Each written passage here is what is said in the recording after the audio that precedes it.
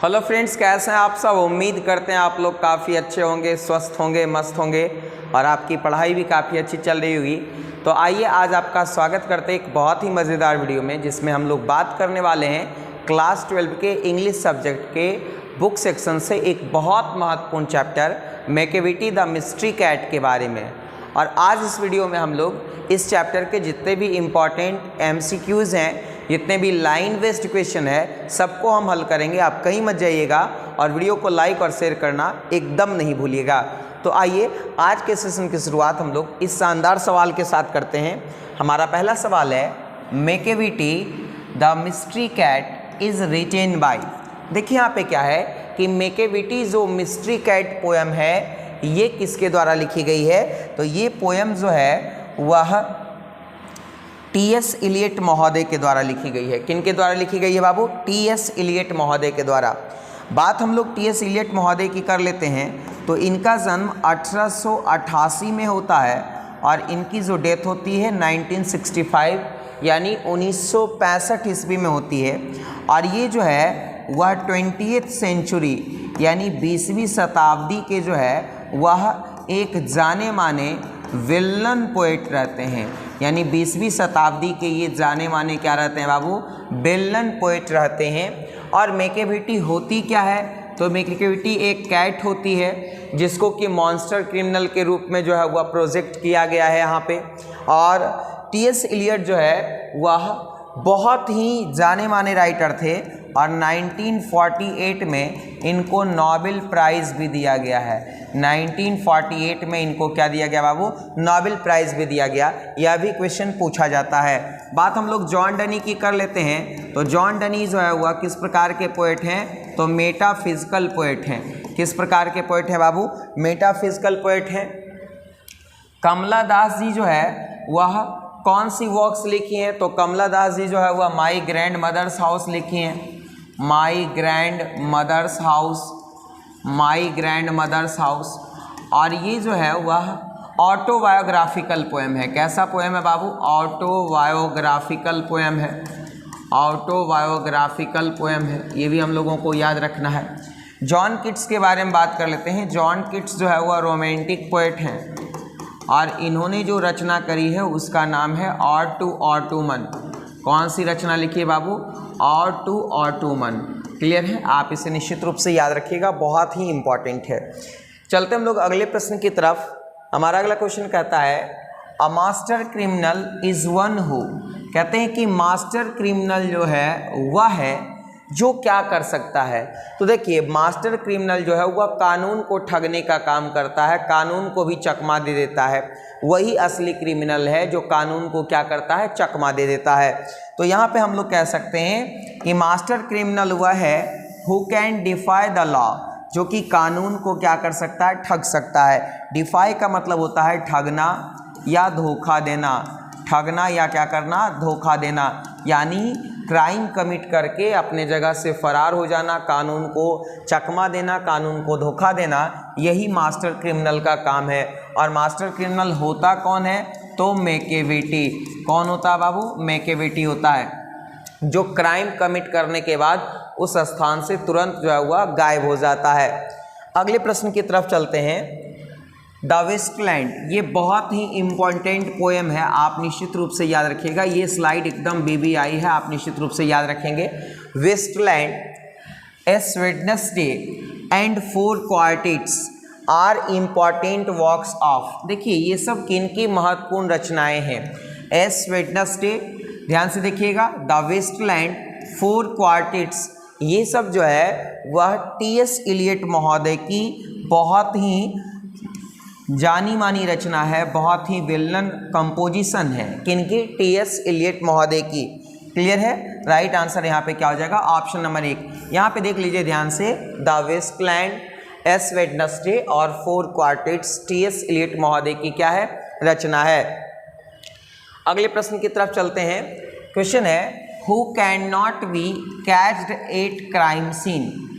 Crime scene पर यानी दुर्घटना स्थल पर कह सकते हैं कि जो दुर्घटना का स्थल होता है, दुर्घटना स्थल से किसे नहीं पकड़ा जा सकता। देखिए यहाँ पे क्या है कि जो दुर्दांत अपराधी रहते हैं, जो मास्टर क्रिमिनल रहते हैं, वो क्राइम कमिट करने के बाद क्या होते हैं, गायब हो जाते हैं उस स्थान से। तो यहाँ पे मास्टर क्रिमिनल किसको कहा गया, मैकेविटी को। तो जाहिर सी बात है कि मैकेविटी जो है वह क्या है कि वो क्राइम सीन से कभी पकड़ा नहीं जाता है। राइट आंसर यहाँ पे क्या हो जाएगा, ऑप्शन नंबर 1 हो जाएगा कि मैकेविटी जो है वह क्राइम सीन से कभी भी पकड़ा नहीं जाता है। यहाँ पर देखिए क्या है, इसको मॉन्स्टर क्रिमिनल भी कहा गया है। मॉन्स्टर क्रिमिनल का भी तगमा दिया गया है किसको, मैकेविटी को। नेपोलियन ऑफ क्राइम भी कहा गया है, नेपोलियन ऑफ क्राइम भी कहा गया है किसको, मैकेविटी को।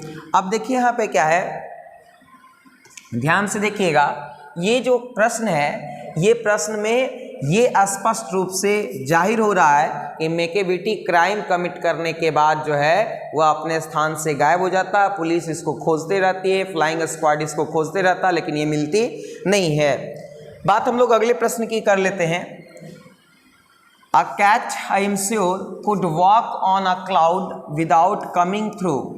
Which law is Macavity breaking in the light? कहते हैं इन द लाइट का मतलब होता है दिन दहाड़े। कहते हैं कि दिन दहाड़े मैकेविटी कौन सी क्राइम कमिट करती है, कौन से नियमों को तोड़ता है। और ये जो बिल्ली है वो इतनी जासूस बिल्ली, इतनी धूर्त बिल्ली है कि यह बादलों के भी ऊपर से उड़ जाती है। कहने का मतलब ये है कि ये जो है वह किसी भी प्रकार का सबूत और शक लोगों की निगाह पर नहीं छोड़ती। तो मैकेविटी जो है वह किस प्रकार के लॉ को ब्रेक करती है, तो लॉ ऑफ ग्रेविटी, ग्रेविटी के लॉ को जो है वह मैकेविटी क्या करती है, ब्रेक करती है। यानी नेचुरल लॉ को भी क्या करती है, ब्रेक कर देती है। वैसे लॉ जिसको ब्रेक नहीं करना चाहिए उस लॉ को भी मैकेविटी क्या करती है, ब्रेक करती है। अगले प्रश्न की तरफ चलते हैं। टी.एस. इलियट महोदय, जिनका जन्म 1888 और डेथ उनकी 1965 में हुई थी, was one of the greatest poet of the, ये किस सदी के महान कवि थे। तो ऐसा माना जाता है कि टी.एस. इलियट महोदय जो है वह 20वीं सदी के, किस सदी के बाबू, 20वीं सदी के यानी 20th सेंचुरी के एक महान पोएट थे। राइट आंसर यहाँ पे क्या हो जाएगा, ऑप्शन नंबर 1 हो जाएगा कि 20वीं सदी के जो है वह क्या थे, महान पोएट थे। और 1948 में 1948 में इनको नोबेल प्राइज़ दिया गया था। कब दिया गया था बाबू, 1948 में। मेरा मकसद आपको सिर्फ और सिर्फ तमाम प्रश्न याद करवाना रहता है। आगे चलते हैं अगले प्रश्न की तरफ। Macavity the mystery cat is taken from, Macavity the mystery cat जो पोएम है वो कहाँ से लिया गया है, टी.एस. इलियट की किस रचना से ली गई है।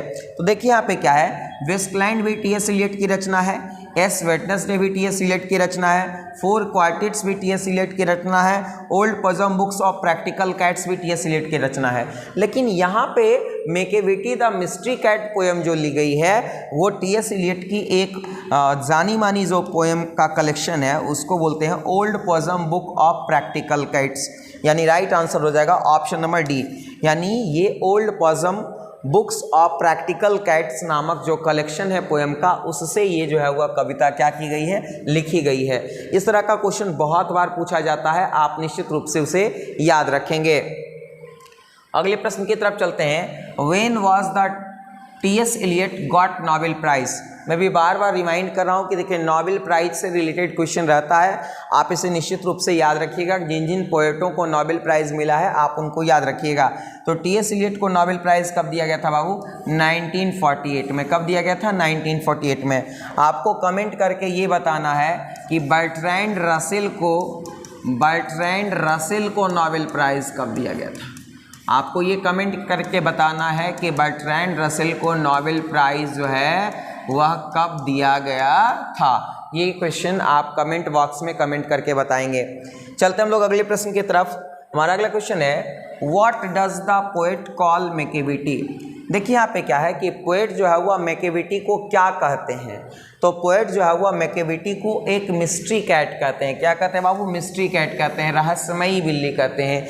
यानी वैसी बिल्ली जिसका रहस्य समझ पाना सबके बस की बात नहीं है। तो मैकेविटी को क्या कहा गया है, मिस्ट्री कैट कहा गया है। राइट आंसर यहाँ पे क्या हो जाएगा बाबू, ऑप्शन नंबर 1 हो जाएगा कि मैकेविटी जो है वह क्या है, तो मिस्ट्री कैट है। आगे हम लोग अगले प्रश्न की तरफ चलते हैं। मुंगोजेरी एंड ग्रिडलबोन आर ऑल्सो। देखिए यहाँ पे दो कैट्स का जिक्र किया गया, मुंगोजेरी और ग्रिडलबोन। कहा गया कि ये दोनों जो है वह मेकेविटी का एजेंट है।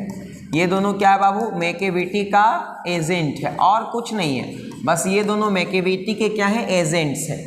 अब जरा सा देखिएगा ध्यान से कि मुंगोजेरी और ग्रिडलबोन भी जो है ये दोनों बिल्लियां हैं और ये भी अपराधी हैं, लेकिन मेकेविटी के जैसा नहीं। ये मेकेविटी का चेला चपाटी है, मेकेविटी के जैसा ये जो है वह सातिर नहीं है। तो यानी मुंगोजेरी और ग्रिडलबोन भी जो है वह क्या है बाबू? तो ये दोनों भी कैट्स है।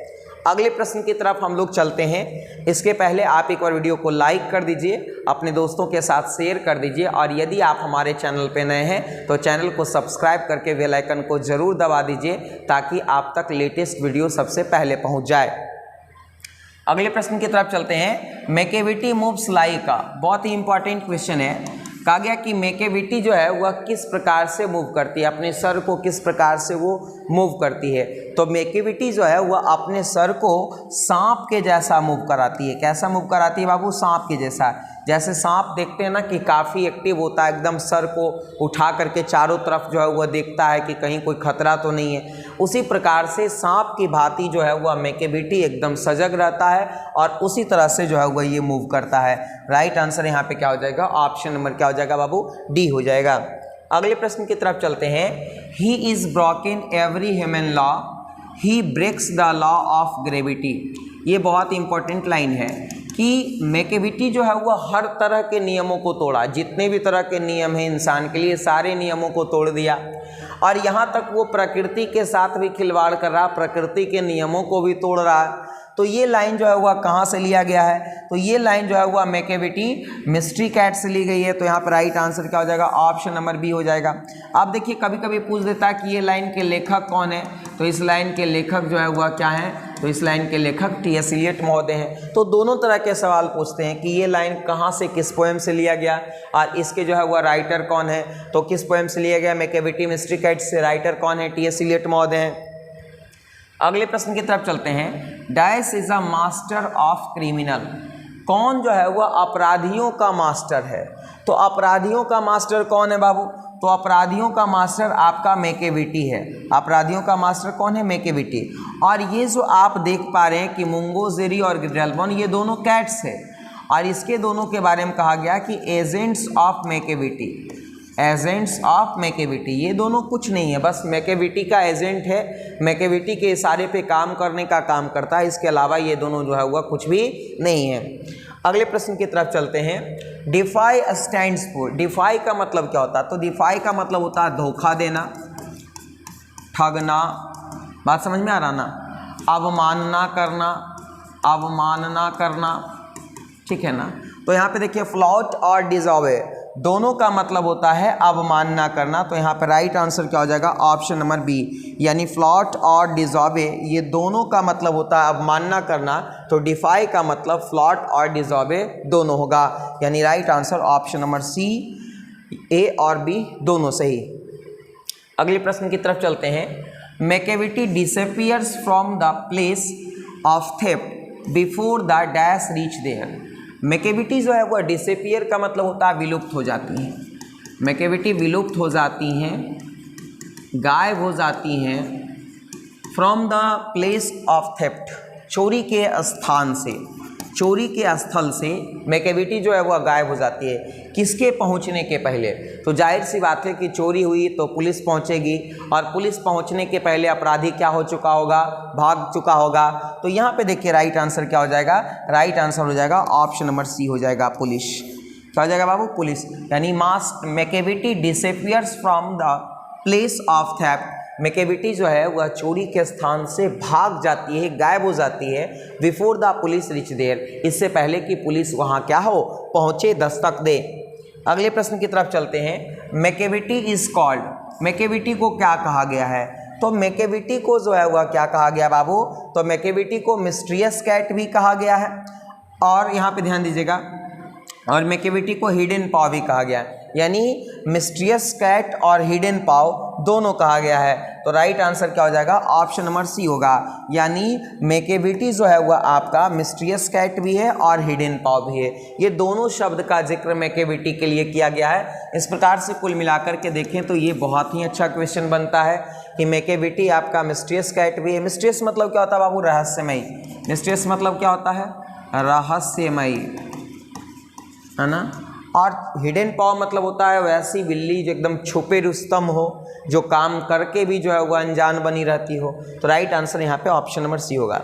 अगले प्रश्न की तरफ चलें। मैकेविटी इज अ, बहुत बार ये क्वेश्चन पूछा गया, बहुत हल्का क्वेश्चन है, बहुत आसान क्वेश्चन है। मैकेविटी होती क्या है, तो मैकेविटी जो है वह एक कैट होती है जो मॉन्स्टर क्रिमिनल के रूप में होती है। मैकेविटी क्या होती है बाबू, तो एक कैट होती है जो कि मॉन्स्टर क्रिमिनल के रूप में रहती है, दुर्दांत अपराधी के रूप में रहती है। तो राइट आंसर यहाँ पे क्या हो जाएगा, ऑप्शन नंबर सी हो जाएगा। और ये जो मैकेविटी रहती है ना, ये मैकेविटी जो है वह एकदम जिंजर कैट रहती है, आपको याद रखना है, ये भी पूछा जाता है, तो ये भी आपको याद रखना है। अगले प्रश्न की तरफ चलते हैं। Macavity is the dash of Scotland yard. Scotland yard का मतलब यहाँ पे पुलिस मुख्यालय से है। स्कॉटलैंड यार्ड का मतलब क्या होता है, पुलिस मुख्यालय से। तो कहा जाता है कि मैकेविटी जो है वह कहीं ना कहीं स्कॉटलैंड यार्ड का सेटलमेंट है। स्कॉटलैंड यार्ड का क्या बाबू, सेटलमेंट। ये राइट आंसर हो जाएगा ऑप्शन नंबर सी। कहा जाता है कि मैकेविटी जो है वह स्कॉटलैंड यार्ड का क्या है, सेटलमेंट है। स्कॉटलैंड यार्ड यानी पुलिस मुख्यालय का जो है वह सेटलमेंट है, यानी उससे कहीं इसका अटैचमेंट है, गुफ्तगू है। आखिर क्यों ऐसा होता है कि जब भी क्राइम होता है तो मैकेविटी पुलिस के आने से पहले गायब क्यों हो जाती है, कभी पकड़ में क्यों नहीं आती है। तो राइट आंसर यहाँ पे ऑप्शन नंबर क्या होगा, सी होगा। अगले प्रश्न की तरफ चलते हैं बाबू। The poet compares Macavity to. Poet ने जो है वह मैकेविटी की तुलना किससे की है, तो पोएट ने मैकेविटी की तुलना जो है वह नेपोलियन से की है। किससे की है बाबू, नेपोलियन से। राइट आंसर यहाँ पे ऑप्शन नंबर 1 हो जाएगा कि नेपोलियन जो है वह जिस प्रकार से था उसी प्रकार से जो है वह मैकेविटी के बारे में यहाँ पे कहा गया कि एकदम जो है वह crime of Napoleon of crime. Macavity को क्या कहा गया बाबू, नेपोलियन ऑफ क्राइम कहा गया है। तो यहाँ पे हम कुल मिलाकर के कह सकते हैं कि पोएट ने जो है वह मैकेविटी की तुलना किससे की है, नेपोलियन से की है। अगले प्रश्न की तरफ चलते हैं। There never was a cat of such deceitfulness. शब्द को याद रखिएगा, डिसाइडफुलनेस का मतलब होता है धूर्तता, धोखाधड़ी। सॉविटी का मतलब भी होता है धोखेबाजी, धोखेबाजी। कहते हैं कि there never was a cat of such deceitfulness and suavity. इतनी धोखेबाज, इतनी धूर्त बिल्ली जो है वह कभी नहीं देखी थी। तो ये लाइन जो है वह कहाँ से ली गई है, तो ये लाइन जो है वह मैकेविटी मिस्ट्री कैट से ली गई है। और ये लाइन कौन कह रहे हैं, टी.एस. एलियट महोदय कह रहे हैं कि इतनी धूर्त बिल्ली, इतनी चालाक बिल्ली, इतनी धोखेबाज बिल्ली जो है वह मैंने कभी पहले नहीं देखा। और ये लाइन जो है वह पूछ दिया जाता कि ये लाइन किनके द्वारा कहा गया, तो ये लाइन जो है वह टी.एस. एलियट महोदय के द्वारा कहा गया था। यानी राइट आंसर क्या हो जाएगा, ऑप्शन नंबर बी हो जाएगा। अगले प्रश्न की तरफ चलते हैं। He sways his head from side to side with movement like a snake is a line. कहते हैं कि वो वक्त वक्त पे जो है वह क्या करता है कि एकदम इस तरफ से इस तरफ अपने सर को घुमाते रहता है, चौकन्ना रहता है और एकदम किसी खतरा से बचने का प्रयास करता है। तो जाहिर सी बात है कि जो क्रिमिनल रहता है उसको हर वक्त पुलिस का डर रहता है, तो वो एकदम सजग रहता है, सतर्क रहता है, चौकन्ना रहता है। तो ये लाइन जो है वह कहाँ से लिया गया है, तो ये लाइन मैकेविटी मिस्ट्री कैट से लिया गया। यानी राइट आंसर क्या हो जाएगा, ऑप्शन नंबर बी। और इस लाइन के लेखक कौन हो जाएंगे, तो टी.एस. एलियट महोदय हो जाएंगे कि वह अपने जो है वह सर को जो है साइड टू साइड यानी एक साइड से दूसरे साइड हिला करके जो है वह एकदम सांप की तरह सजग रहने का काम करता है, चौकन्ना रहने की काम करता है। अगले प्रश्न की तरफ चलते हैं। For he is fiend in feline shape is a monster of depravity is a line from. ये बहुत ही इंपॉर्टेंट लाइन है, याद रखिएगा कि ये जो आपकी मैकेविटी बिल्ली है ये क्या है, एकदम संत के वेश में जो है वह दुर्दांत अपराधी है, खतरनाक अपराधी है, जो वेशभूषा से तो एकदम शरीफ सज्जन लगता है। और लेकिन ये रियली जो है वह बहुत दुर्दांत अपराधी है, इतना दुर्दांत अपराधी है कि इसने हर प्रकार के क्राइम को कमिट करने का काम किया है। तो ये लाइन जो है वह कहाँ से लिया गया है? तो ये लाइन जो है वह मैकेविटी मिस्ट्री कैट से लेने का काम किया गया। कहाँ से किया गया? मैकेविटी मिस्ट्री कैट से, यानी राइट आंसर क्या हो जाएगा बाबू? ऑप्शन नंबर बी हो जाएगा। क्लियर है? इस लाइन के लेखक कौन हो जाएंगे? तो इस लाइन के लेखक हो जाएंगे टी.एस. इलियट महोदय। अगले प्रश्न की तरफ चलते हैं।